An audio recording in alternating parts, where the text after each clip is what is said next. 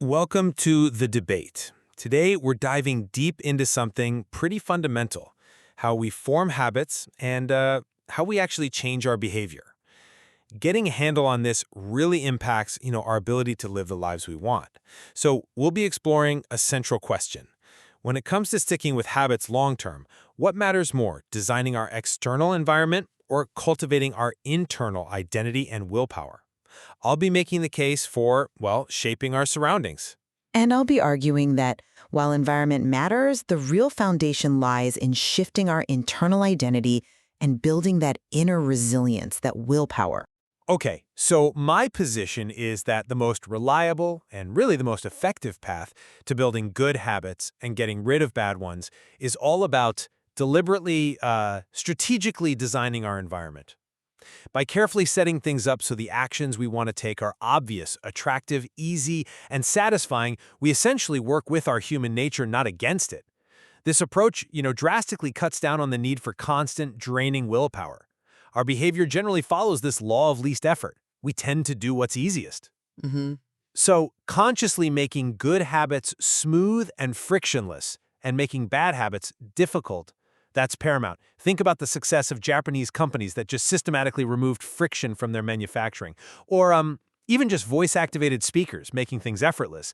Simple things, right? Putting your pills next to the faucet, keeping your guitar out in the living room. It makes the cues obvious. In this one space, one use idea, like having a dedicated office that creates these predictable contexts for behavior. The Vietnam War heroin study is a really powerful example here. Soldiers came back to a totally different environment, and amazingly, 90% didn't relapse. It strongly suggests a disciplined environment works better than just relying on individual discipline alone. hmm I definitely see the power in designing the environment. It's a fantastic tool for nudging us. But I'd argue that for habit change to be truly resilient, deep-seated and sustainable over the long haul, it fundamentally hinges on an internal shift, a change in identity, and alongside that, developing the willpower needed to get through the inevitable tough spots and plateaus. The material we're looking at really stresses this. True behavior change is identity change, meaning our focus shouldn't just be on the outcome, but on who we want to become. Every action then is like a vote for the type of person you wish to become. Now, this internal commitment, this sense of self, it's absolutely critical when we hit that plateau of latent potential. You know that frustrating bit where you're putting in the effort, but you're not seeing results just yet? Right, the ice cube analogy. Exactly. Like the ice cube sitting there as the room warms from 25 to 30 degrees. Nothing looks like it's happening. Without that deep internal resolve, that belief in the identity you're building, lots of people just give up in that valley of disappointment. They quit right before things would have started compounding. And what's more, the text points out the greatest threat to success is not failing, but boredom. Professionals, unlike amateurs, they have this internal thing, this ability to stick to the schedule, even when it's dull, when motivation dips. That really highlights that sustained effort, especially through boredom, needs an internal capacity to just handle the grind. Relying only on external tricks, I think, risk creating sort of mindless repetition rather than fostering real improvement and eventual mastery. Okay, thank you for laying that out. We both agree habits are key, but it seems like the crux is where the long-term control really lies. My argument focuses on how environment design creates a system where good habits become almost, well, inevitable and bad habits practically impossible. It basically tries to bypass the need for that constant, exhausting willpower. We see this with things like commitment devices. Think about Victor Hugo locking away his clothes so he had to write. He physically changed his environment to make writing the only real option. Or Near AL using an outlet timer to kill his internet at night. These aren't really about changing deep identity on the spot. They're smart, one-time choices that structurally alter the environment. They make the good choice easy and the bad choice hard. And automating things like automatic savings plans, that ensures consistent positive behavior by just taking the decision out of your hands entirely. These structural environmental fixes mean you don't need continuous self-restraint, which, let's face it, is tiring and hard to sustain long-term. When your environment is stable and predictable, habits they thrive because The cues are consistent and the path of least resistance points the right way. It makes sticking with it almost effortless. That's a fair point about commitment devices, advocate, and they definitely work in certain situations. But I find it hard to square that idea of environmental inevitability with how deep-seated some habits really are. Like that story of Patty Alwal. Decades after quitting smoking, she gets this intense craving just from the cue of horse riding again. Right. The cue. Exactly. It shows that once a habit has been encoded, the urge to act follows whenever the relevant situation arises. This isn't just about an external nudge of failing. It points to something profound, often unconscious, internally encoded. So just changing the outside might not be enough if that internal cue-induced wanting is still really strong. Think about something like Alan Carr's method for quitting smoking. It doesn't just rearrange the environment, it works on internally reframing the cravings, changing the meaning of those cues, dismantling the desire itself. That seems to foster a much more resilient change because it's not totally dependent on having a perfectly controlled environment, which, life rarely gives us. An identity shift, actually saying and believing I am not a smoker, changes the internal landscape in a way that provides a much stronger defense against those old ingrained urges. I appreciate that point about the deep encoding. It's definitely a powerful factor. But let's shift gears for a second to just starting a habit, getting going. My argument is that environment design is especially powerful here because it can make that initial, often difficult step incredibly easy and attractive just by how we set things up. Take the 2-minute rule. It advises that when you start a new habit, it should take less than 2 minutes to do. It's not just a nice idea, it's a strategy to bypass that initial resistance, like just putting on your workout clothes or opening the book. Lowering the activation energy. Precisely. It removes that feeling of huge effort, making the first step almost trivial. It taps right into that law of least effort. And then there's temptation bundling, another really clever environmental strategy. This is where you pair something you need to do with something you want to do. Like that engineer Ron and Byrne who hacked his exercise bike so Netflix only worked if he pedaled fast enough. Or, maybe making those client calls you dread while catching up on news you enjoy. This directly leverages the brain's reward system, that dopamine hit from anticipating something good. The material notes, the greater the anticipation, the greater the dopamine spike. And that spike is a powerful motivator. So this kind of proactive environmental structuring helps get you over the initial hump without needing some deep wellspring of internal drive just to begin. Okay, making it easy to start is definitely useful. It lowers that initial hurdle.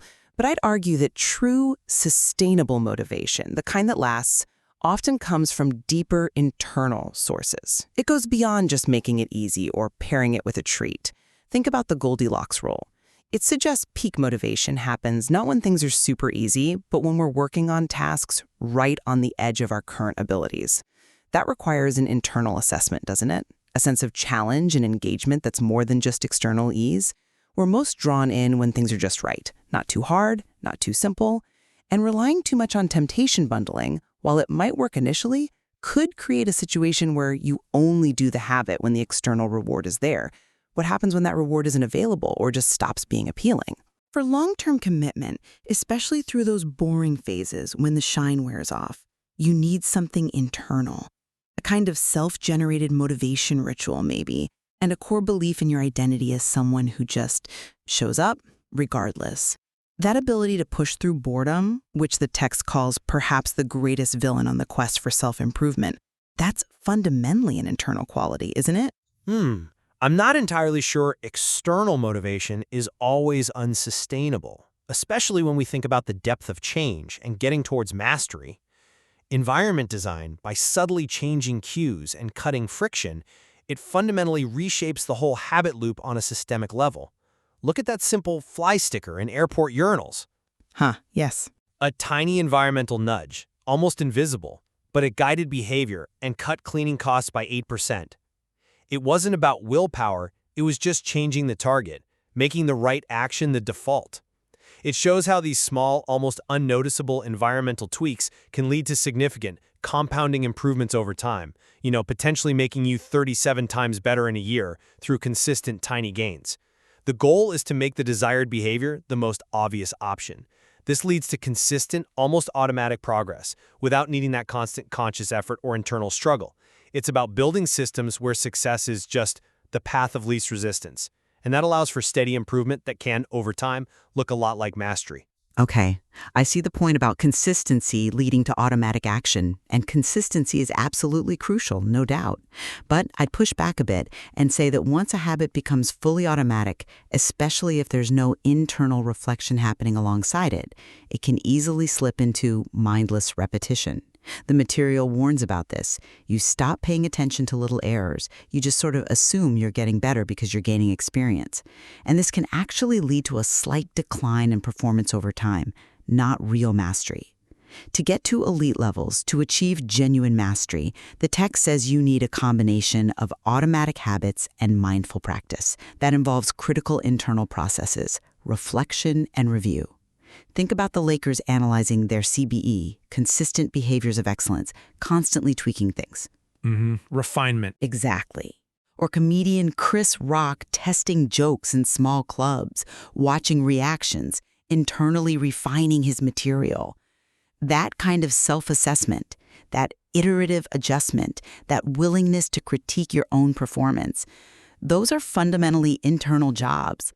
They're what separate true mastery, which demands ongoing adaptation, from just habitually doing something because the environment makes it easy. An environment can make you do it, sure, but it can't necessarily make you master it without that internal critical eye. Well, in essence, while I definitely admire the pursuit of internal strength and identity change, my core argument remains that a strategically engineered environment acts as this really powerful, sustained, and largely automatic force. It works to make good habits almost unavoidable and bad habits very difficult. And this approach, I think, minimizes the drain on our limited willpower, allowing for more consistent progress and, frankly, a more predictable path to reaching our potential by smartly using our natural inclinations. And I'd stand by the idea that without that foundational shift in identity, that clear sense of who we wish to become, and without cultivating the internal resilience to push through boredom and inevitable setbacks, even the best designed environment can eventually fail us. True mastery, deep and lasting change, it really demands an internal commitment, an inner compass that guides us even when the external landscape changes, which it always does. Ultimately, it seems clear that both external design and internal commitment are deeply interconnected pieces in this complex puzzle of human behavior. Agreed. Understanding how to leverage both, our environment and our inner resolve, probably gives us the most robust framework for shaping our habits and, ultimately shaping our lives. There's certainly more to explore in how these powerful forces interact day to day.